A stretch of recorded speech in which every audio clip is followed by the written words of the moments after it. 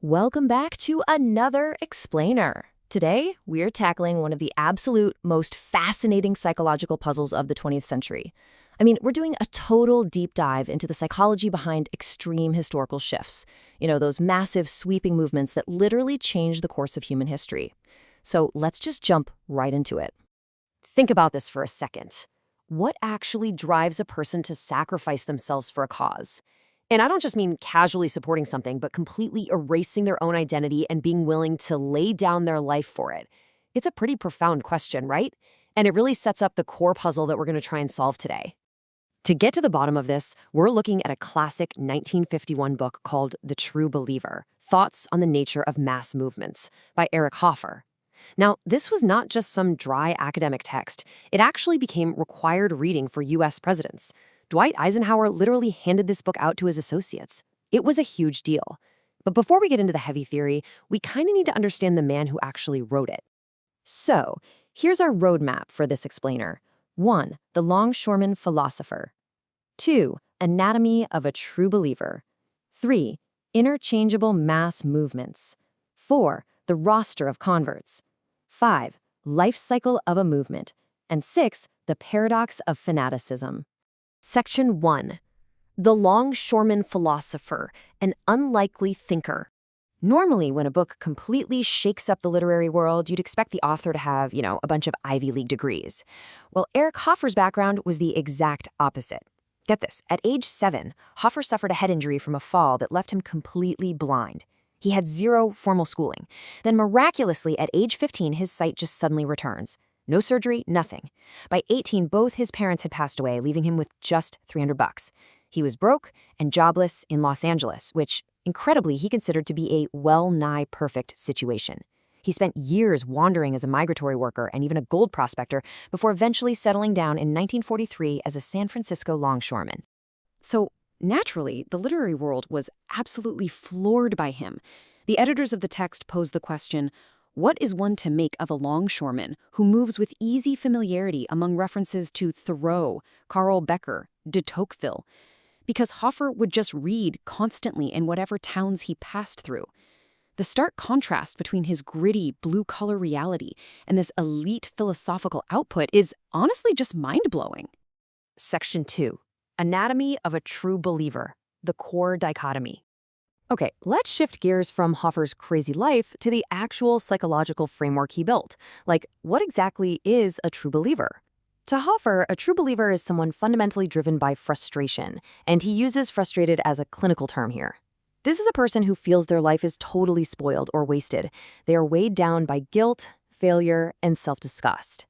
So to escape this utterly intolerable present, which really means escaping their own horrid sense of self, they seek to completely lose their identity by burying themselves in a cause that's oriented towards some grand future goal. Hoffer sets up a really fascinating contrast here. On one side, you've got the autonomous man. This is basically Hoffer's hero. The autonomous man is confident, at peace with himself, and super engaged in the present reality. But on the flip side is the true believer, who just cannot bear reality. Because the present is way too painful, the true believer desperately needs hope and faith in the future to act as, like, a shield against facts. They actually crave self-sacrifice, because in their minds, self-sacrifice is just a form of self-destruction that completely wipes the slate clean of their individual failures. Section 3. Interchangeable Mass Movements, Brothers Under the Skin. Now, this is where Hoffer's work gets a bit controversial, but also incredibly insightful. He argues that all fanatics are brothers under the skin. Let that sink in for a second. He's saying that the specific doctrine, the actual stated beliefs of a mass movement, hardly even matters in the beginning. Whether we're talking about a religious movement, a nationalist upsurge, or some political credo, they all require the exact same state of mind.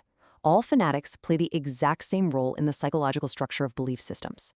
To prove this, Hoffer analyzes some drastically different movements in the text. Nazism, communism, Japanese nationalism, early Christianity, and the French and American revolutions. Now, just to be clear, Hoffer is absolutely not saying these movements are morally equivalent. He points out that some are clearly horrific and destructive, while others, like the American Revolution, were beneficial and brought about individual liberty. But, looking at it completely neutrally, he argues they all initially tapped into the exact same psychological machinery of human fanaticism to get off the ground. Section 4. The roster of converts. Who joins? So, if these movements rely heavily on frustrated individuals, who exactly makes up the raw material for these massive, world-changing events? Who actually joins up? Well, looking right at Hoffer's table of contents, you can see how meticulously he categorizes the specific types of people who are just ripe for conversion. He doesn't just broadly say, the frustrated. No, he breaks it down super clinically. He splits them up into these really fascinating groups. The poor, specifically what he calls the new poor or free poor, misfits, the bored, the sinners, the inordinately selfish, and even the ambitious facing unlimited opportunities. But why do they join? It's because a mass movement offers them a shiny substitute for individual hope.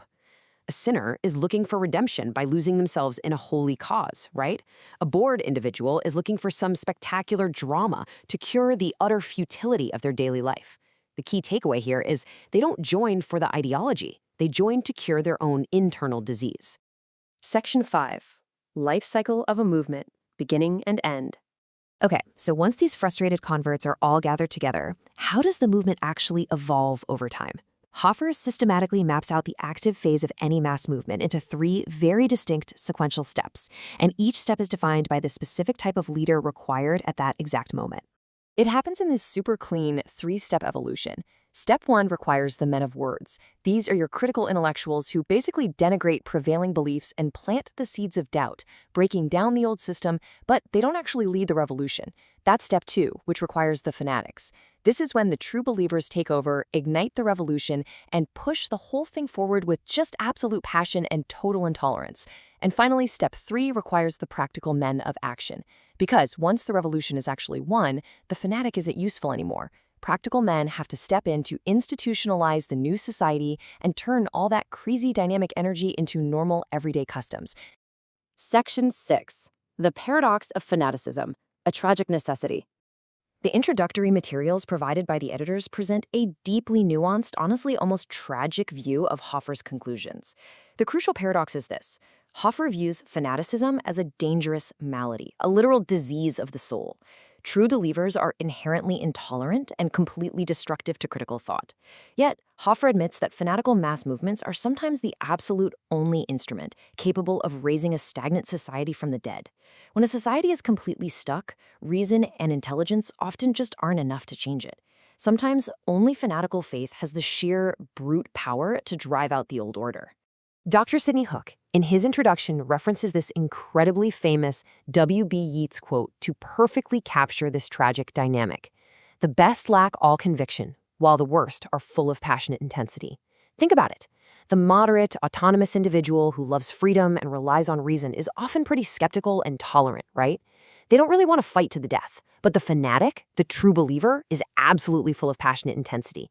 And that gives the fanatic a pretty terrifying advantage in history.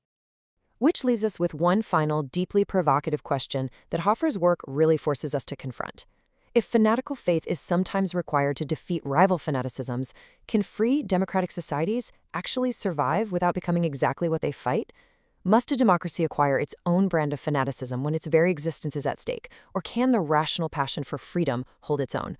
It's a chilling dilemma for sure, and understanding the mind of the true believer is absolutely the first step in grappling with it. That's all for today's Explainer. I highly encourage you to go explore Hoffer's brilliant text for yourselves. Thanks for hanging out with me, and stay curious.